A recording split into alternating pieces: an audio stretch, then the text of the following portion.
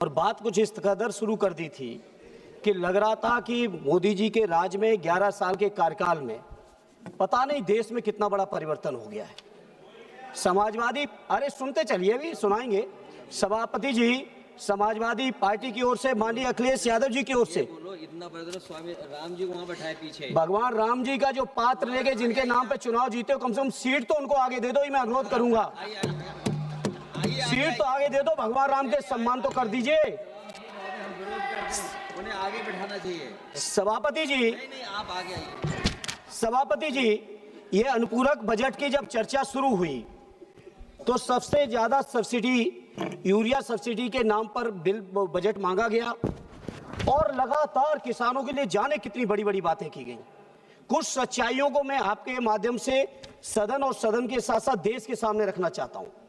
जब 2014 में यूपीए की सरकार थी, उस समय देश के किसानों के ऊपर केवल 7.5 लाख करोड़ कर्ज था और 11 साल में वो 7.5 लाख करोड़ कर्ज बढ़ के 28.5 लाख करोड़ हो चुका है।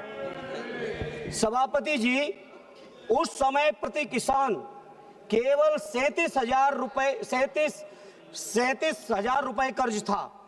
आज की तारीख में वो 37,000 बढ़ के पर किसान 78,000 रुपए हो चुका है प्रति किसान। सभापति जी, ये जो सरकार है ये चुनिंदा कॉर्पोरेट लोगों के लिए काम कर रही है। 16.5 लाख करोड़ से ज्यादा कर्ज कॉर्पोरेट का माफ किया गया, लेकिन पूरे कार्यकाल में किसानों के लिए एक भी कर्ज माफ नहीं हुआ। सभापति जी, लगातार प्रधानमंत्री जी से लेके पूरे भारतीय जनता पार्टी के लोग, सत्ता पक्ष के लोग ढिंढोरा पीट रहे हैं 2015 से लेके लगातार कि हम किसानों की आमदनी दूनी कर देंगे। हमारे पास डेटा है, पूरे के पूरे 11 साल में किसानों की आमदनी केवल प्रति किसान 1,000 रुपए बढ़ी है।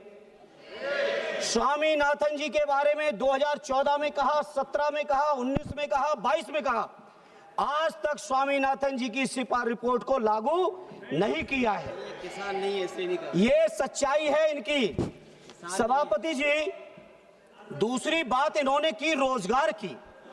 रोजगार के मामले में जो लोग पहले से नौकरी कर रहे हैं, कहीं पेट्रोल पंप पे कोई अगर वो सेल्समैन बना हुआ है, पेट्रोल भर रहा है, कोई घुमचे वाला, तमाम तरीके के सर्वे करा के, फर्जी आंकड़े पेश करके, और अब तो विदेशी संस्थाएं भी यहां तक कहने लगी कि हिंदुस्तान की तरफ से फर्जी आंकड़े पेश किए जा रहे हैं। तो इसलिए सभापति जी, मैं आपके सामने बात करना चाहता हूं। सभापति जी, अगर देश की हालत जो बात करते हैं, तमाम सत्ता पक्ष वाले, जीडीपी मैंने इतनी बढ़ा दी, जीडीपी उतनी बढ़ा दी। आप सोचिए, ग्लोबल हंगर इंडेक्स में हमारा देश 2014 में 55वें नंबर पे था और आज हम 2025 में बात कर रहे हैं तो 102वें स्थान पे पहुंच गया है, केवल 123 देशों में से। प्रति व्यक्ति आय घटी है, किसानों का रेट बढ़ा है। लगातार प्रधानमंत्री जी उस समय 2014 से पहले जब बातें करते थे, उस समय के प्रधानमंत्री स्वर्गीय मनमोहन सिंह जी को अपमानित करते थे और उम्र की बातें करते थे, लेकिन जब तक उनका कार्यकाल चला तब तक डॉलर के मुकाबले रुपया केवल 60 था और आज आपके समय में 90 पार कर चुका है। आप सोचो, इस बात को हम किस तौर पे परिभाषित करें।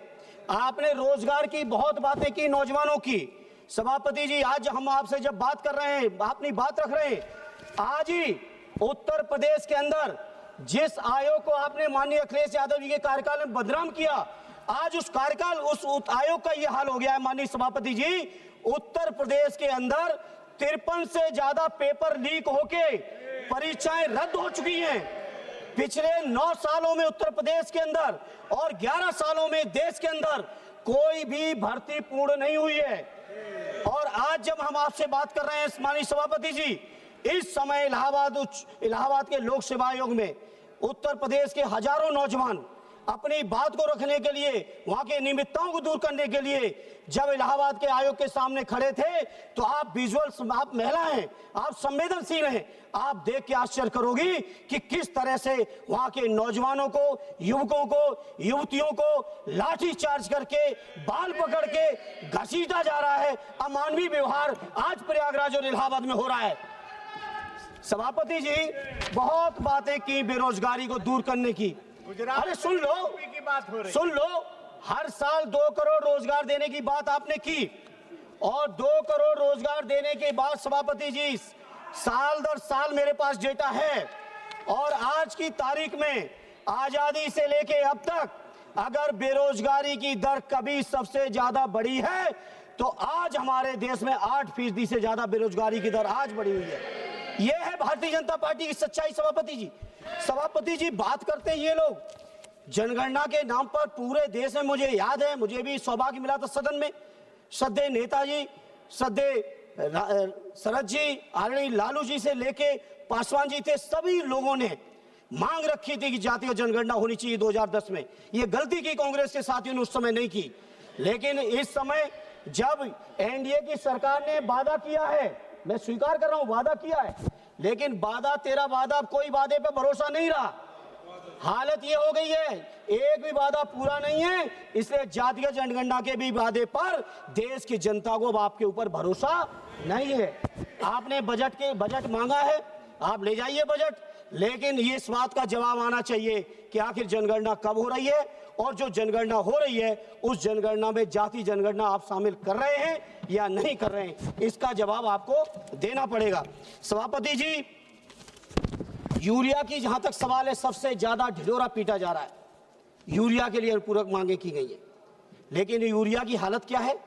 बिहार के साथी चर्चा कर रहे थे, बिहार के बारे में आप जाने, लेकिन उत्तर प्रदेश के बारे में हम ये जानते हैं कि उत्तर प्रदेश में यूरिया के वितरण के लिए पूरी की पूरी कोतवाली, पूरी की पूरी तहसीलों में किलोमीटरों लाइन लग के, लाठी चार्ज खा के, गर्मी सर्दी बरसात में किसान अपना पूरा परिवार लाइन में लगाता है, तब जाके उसको कहीं 1 या 2 बोरी यूरिया मिलती है, क्योंकि उसमें से जो यूरिया की सब्सिडी आ रही है किसानों पे जाए अगर तो हमें स्वागत करेंगे, लेकिन माननीय सभापति जी ये यूरिया की सब्सिडी किसानों के पास न जाके सत्ता पक्ष के दलालों की और अधिकारियों की जेब में जा रहा है। इसलिए सभापति जी हम इस बात से नहीं सहमत है, इस तरह से जो इन्होंने किया है।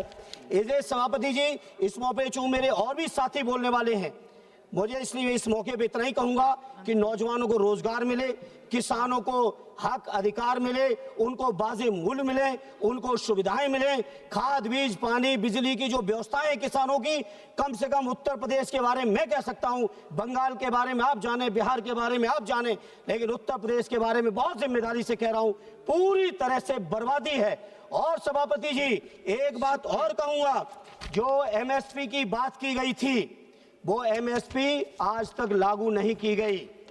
और तो और सभापति जी पहले भी सदन में उठाया हूं, आज फिर दोहरा रहा हूं, बच्चों को दवाएं भी मिलावटी दी जा रही, जहर बेचा जा रहा है। और एक लास्ट सभापति जी, शुक्रिया, पूरी की पूरी भारतीय जनता पार्टी की उत्तर प्रदेश सरकार दवाई जहरीली दवा बेचने वाले, कफ सिरप बेचने वालों को बचाने पे लगी हुई है। आपकी ईडी, आपकी सीबीआई, आपका इनकम टैक्स केवल विपक्षी नेताओं के लिए है, लेकिन जो लोग डकैती डाल रहे हैं उनके लिए कहीं आपकी हिम्मत नहीं है, क्योंकि आपको एहसास है कि अगर आपने ढंग से कार्रवाई कर दी तो